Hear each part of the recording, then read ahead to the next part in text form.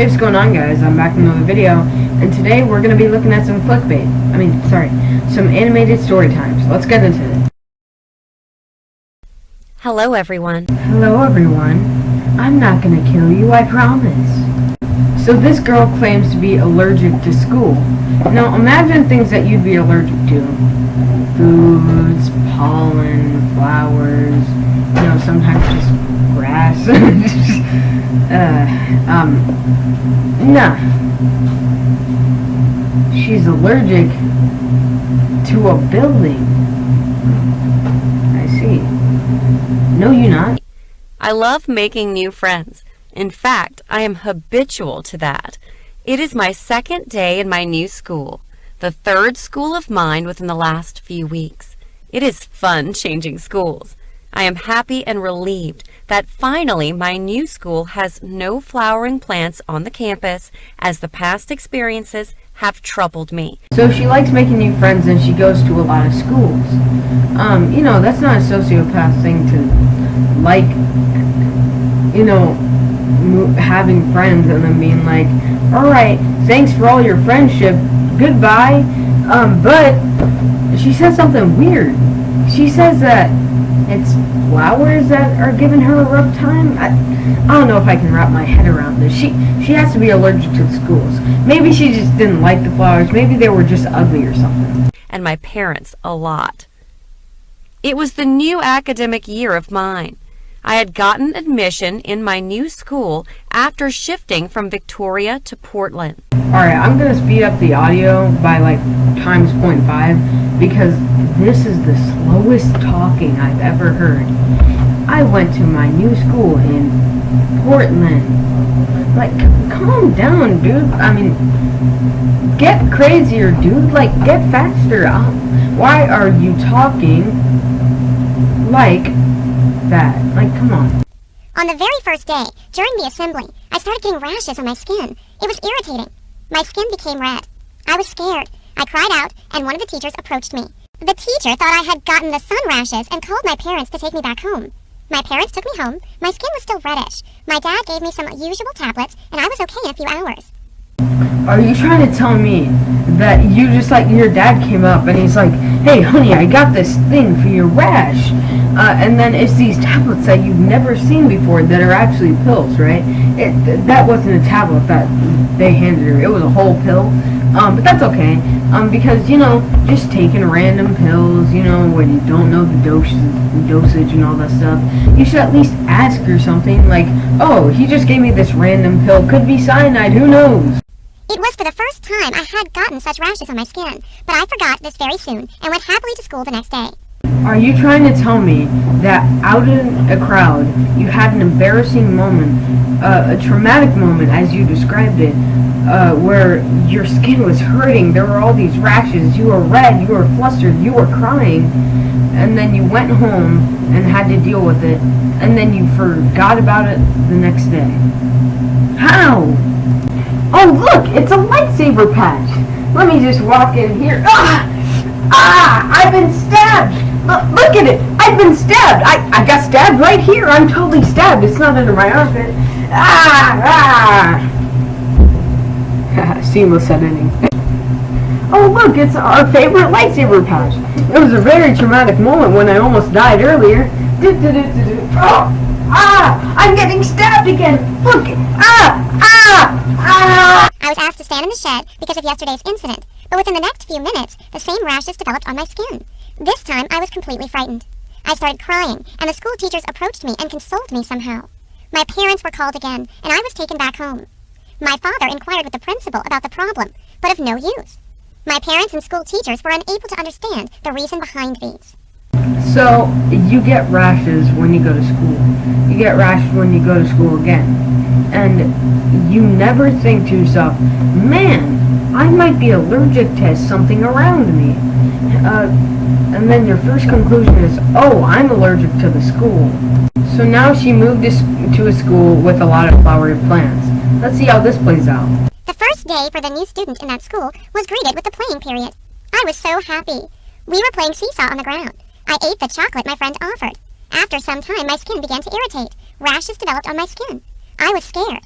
I went to the teacher, and she was scared looking at the blemishes on my skin. She called my dad, and again he took me back home. It was very strange. I didn't have sun allergy, nor any skin issues before. Okay, guys. So, I haven't had a sun allergy or any skin conditions before. I was allergic to flowers and plants of most kinds. In a place with a lot of flowers. No, I have no idea why I'd be getting a rash. My dad inquired about any unknowing thing which may have caused allergies, but failed. Maybe it was due to the chocolate, he said. Okay, no one's that retarded. So, she had the chocolate that one day and got that. But it can't be from the chocolate because she didn't have it the other 2 days? How retarded can you be? I came back home. After taking tablets, I was normal but worried. My parents were worried too. The next day I went to school. Everything was fine. I was happy with my wellness. I was okay till lunch hour, and we went to play the game on the ground. I was having fun. The rashes again came back on my skin. It was a cloudy day. I had not eaten any chocolate. Still, I got rashes. And she still doesn't think that it could be from nature. Of course it's not the chocolate, Emily. I don't remember what her name was. But, like, of course it's not the chocolate. Of course it's not the sun. Of course it's... Why can't...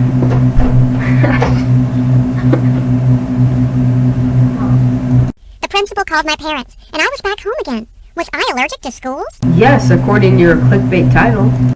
My father asked me to describe everything from the first day of my first school and recent school. He caught the reason behind the rashes. On the next day, he took me to the school in bright sunlight. I was okay. Then he took me into my classes. I was okay. He gave me some chocolate to eat. I was okay. Then he took me to the playing ground, and after a few minutes, I started developing rashes on my skin. He had beat the right hot metal. Wait a minute, but I thought you said that at the first school that she was, like, on a blacktop, during an announcement. But she had to walk and stay in that same blacktop when, her dad drove her to school. So, I don't think that changed anything. The flowering garden may have some flowers that were allergic to me. He also invested the first school and got to know that they had some flowers in common, and that was why I was getting rashes. Finally, the issue was solved. I was removed from that school too. After a big investigation, my dad found a school having no such flowering plants. I was happy, excited, and relieved. Mom made me ready for school. She tied a pink silky ribbon embedded within the mop of golden curls covering my head and gave me a flowery skirt to wear.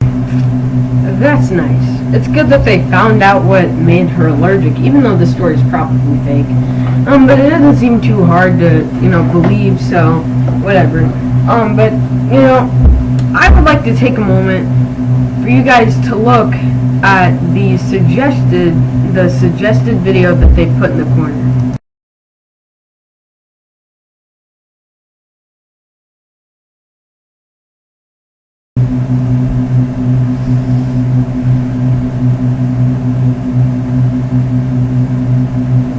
Coming soon. Well, I think that's it for today. Wait, what's this? People think I'm mute. Okay, roll the next one. After further reviewing, I don't have much to say about this guy, but he has a couple contradictions that I'm going to point out. But it got worse. My new school based 50% of their grades on oral participation. Before, I had always been an honors student with top grades all my life because I wanted to go to an elite university someday. But there was no way I'd be able to talk in front of my class. So was he just allowed to not talk in front of his class before? Like, whenever he had a presentation, was he just like... Terry, it is time for your presentation. So, are you going to say anything? And because I didn't want to become one of the bad students, I came up with a plan. On my first day at my new school, I took in a letter which read, "I'm Peter. I have mutism and several problems with my hearing." Oh, so he's gonna fake a disability. Man, I can't think of any legal repercussions for that. I gave it to the teacher, and after he read it, he asked, You know I'm not stupid, right? but there was one problem left. My gym teacher, Mr. Gary. I could tell he didn't believe I was deaf or mute. Finally, someone who's not retarded. But of course he still had to treat me respectfully, or otherwise someone could have accused him of mistreating of a retarded person. Wait, so he was faking the retardism too? One day, he crept up behind me and yelled, Your hair smells really nice! and let out a little scream. Afterward, Mr. Gary talked to me inside his office. He said he'd called up my old school and learned that I could speak and hear just fine. The principal should have done that before. Like, why is it the PE teacher's job to look up the background history of this person to make sure that they don't have a crippling disability? Hi, I'm Jimmy Jones, and I amputated my legs out. As you can see, I don't have legs, so I gotta sit around in this chair here and make commentary videos. Oh yes, as the principal, I will say, you don't have any legs. I understand that some people would argue that I should face my fears and practice my communication skills instead of avoiding to speak. Oh yes, but what retards they are. They don't understand the delicacy of anxiety. But they don't understand that my social anxiety is so bad that there is no way on earth I would raise my arm and speak in front of my class. So what did you do at your old school? Were you like, okay class, we're gonna start our lesson. Jimothy, start us off. Jimothy! Jimothy, if you don't answer, I will kill you! Are you saying that you'd rather die? Well done.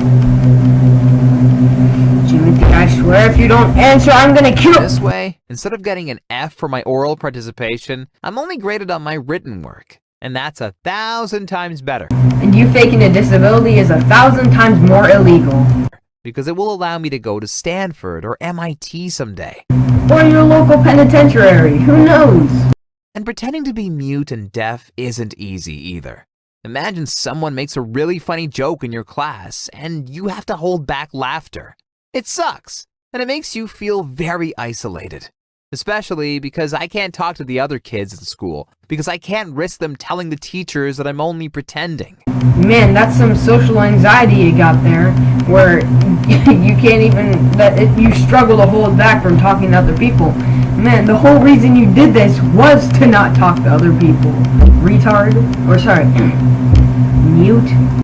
But there is one boy who I trusted enough to tell him my secret. I had hard Naruto flashbacks when I saw that face. I'm gonna replay the clip. Just look at the face that his friend makes. Oh. But there is one boy who I trusted enough to tell him my secret. You should have seen his face when I told him I could speak perfectly well. My parents know all about it too. I had to tell them because there was a parents' day at school, and I couldn't risk them telling my teachers the truth. Luckily, my parents were okay about it. They agreed that my grades were more important than answering questions in class. When they found out why I'd done it, they were really supportive. They didn't know about my social anxiety. Oh, so it's not chronic social anxiety. So it's not even that big of a deal? Like, they just found out. So they thought that you had a bunch of friends and they thought you were just a normal kid and now they know about your anxiety. You have horrible parents, dude. So they signed me up for a public speaking course to help me overcome my fears. That really sounds like some parents who support their son's mutism by signing him up to public speaking. Alright, I hope you guys enjoyed the video, and I will see you next time. Hit it!